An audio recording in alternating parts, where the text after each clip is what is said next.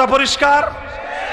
যারা সেকুলারিজমের রাজনীতি করে, যারা ধর্মহীন রাজনীতি করে, রাজনীতি থেকে যারা ধর্মকে মাইনাস করে, ওদেরকে দেখলেই বলবেন যে ভাই লেজ নাড়ানোর দিন শেষ, ইসলামের বাংলাদেশ। অন্যতম স্লোগান হবে লেজ নাড়ানোর দিন শেষ, লেজ নাড়ানোর দিন শেষ। যারাই দেখবেন ইসলামী রাজনীতির বিরুদ্ধাচরণ করে, কানে কানে গিয়া বলবেন ভাই লেজ নাড়ানোর। কথা পরিষ্কার? মুহতারাম হাজিরিন, আলহামদুলিল্লাহ ইসলামী বিপ্লবের জন্য সময় ঘনিয়ে এসেছে। কথা বলেন ঠিক না বেঠিক?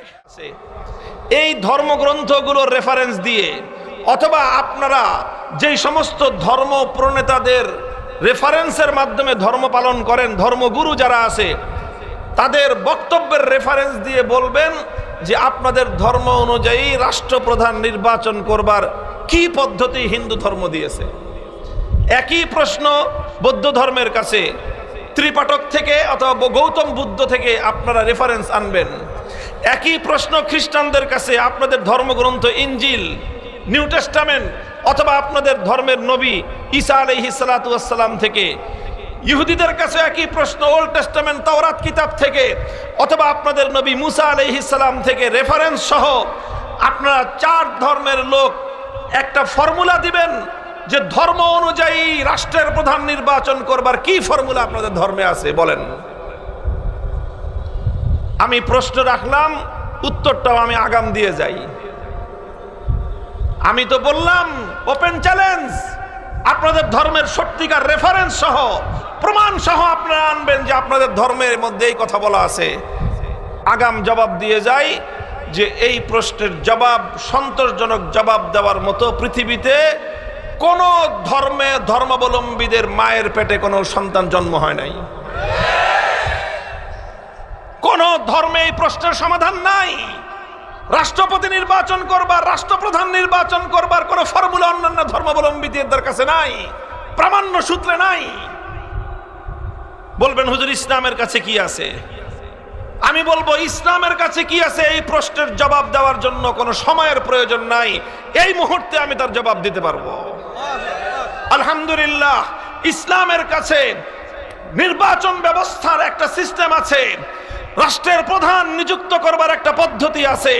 শুধু পদ্ধতি আছে তাই নয়, বরং ইসলাম যেই পদ্ধতি দিয়েছে, আমরা বুকে হাত দিয়ে तमाम পৃথিবীর সমস্ত ব্যবস্থাগুলোকে অ্যানালাইসিস করে চ্যালেঞ্জ করে আমরা ঘোষণা করতে পারি দুনিয়াব্যাপী রাষ্ট্রপ্রধান নির্বাচন করবার যত পদ্ধতি পৃথিবীর শুরু থেকে আজ পর্যন্ত চলমান রয়েছে, সকল পদ্ধতির তুলনায় ইসলামের দেওয়া পদ্ধতি সর্বশ্রেষ্ঠ এবং নির্ভুল পদ্ধতি। ইসলাম কি পদ্ধতি দিয়েছে? ইসলাম রাষ্ট্রপ্রধান নির্বাচন করবার একটা পদ্ধতি দিয়েছে। সেই পদ্ধতি হলো আহলুল হাল্লি ওয়াল আকদ, অর্থাৎ ইসলামের নির্বাচন ব্যবস্থাটা হলো এই যে আগে রাষ্ট্রপতি নির্বাচন করবার আগে ভোটার নির্বাচন করতে হবে। কি নির্বাচন করতে হবে? ভোটার। ভোটার কে হবে? এই পশ্চিমা বস্তা পচা গণতান্ত্রিক পদ্ধতির মতো এইরকম গড়পড়তার ভোটার ব্যবস্থা ইসলাম এলাও করে না। এখানে একজন শিক্ষিত মানুষের ভোটের যা দাম, একটা মাতাল মদখোরের ভোটের একই দাম। এখানে যে একজন পুলিশের দারোগার যেই ভোটের দাম, একটা চোর সন্ত্রাসী সিসকে ভোটের একই দাম। এখানে একজন মানুষ 5 টাকার ঘুষ খেয়ে, 5 টাকার চা খেয়ে, 10 টাকার বিড়ি খেয়ে যে ভোট বিক্রি করে তার ভোটের যেই দাম, আর আরেকজন মানুষ উচ্চ শিক্ষিত এবং অনেক বেশি বুঝমান হায়ার এডুকেটেড, তারও ভোটের একই দাম। এই সব মাথা এক পাল্লায় মাপার এই গড়পড়তা জগা খিচুড়ি মার্কা কোনো ব্যবস্থা ইসলাম এলাও করে না। ইসলাম কি বলে? ইসলাম বলে রাষ্ট্রপ্রধান নির্বাচন করার ক্ষেত্রে ভোট দিতে পারবে কারা, আগে সেই ভোটার নির্বাচন করো। সেই ভোটার কিসের ভিত্তিতে নির্বাচিত হবে? সেই ভোটার নির্বাচিত হবে 2টা বৈশিষ্ট্যের ভিত্তিতে। কয়টা? 2টা বৈশিষ্ট্য।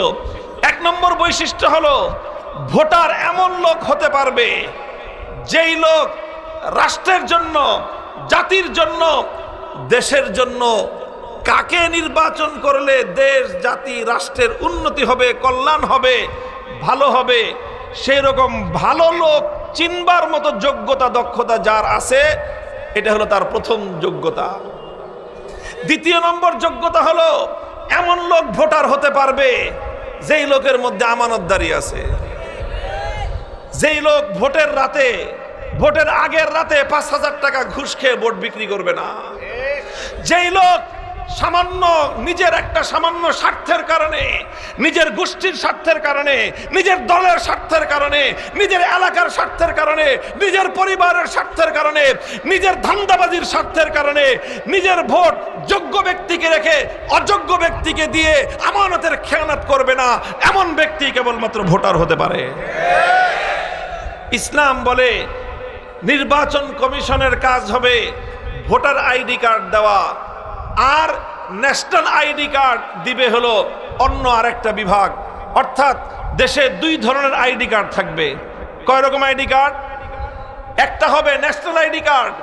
এই ন্যাশনাল আইডি কার্ড দেশের সকল নাগরিকরা পাবে, চাই সে ভালো মানুষ হোক, সেই চোর হোক, বাটপার হোক, ডাকাত হোক, খুনি হোক, ধর্ষক হোক, সে মদ্যপ হোক, মাতাল হোক, সুদখোর, ঘুষখোর যা আছে গড়পড়তায় সবাই পাবে ন্যাশনাল আইডি কার্ড।